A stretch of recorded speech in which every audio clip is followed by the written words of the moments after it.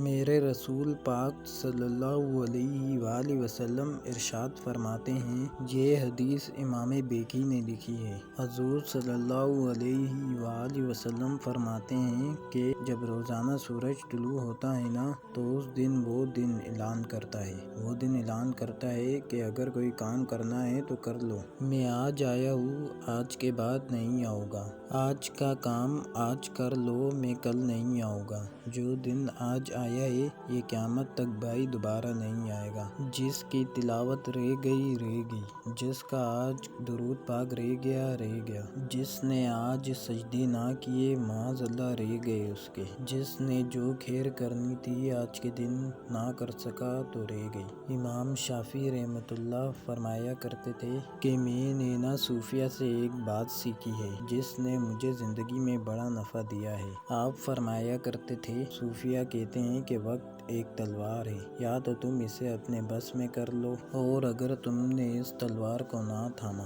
تو یہ وقت ایک ایسی تلوار ہے، پھر یہ تمہیں کاٹ دے گی۔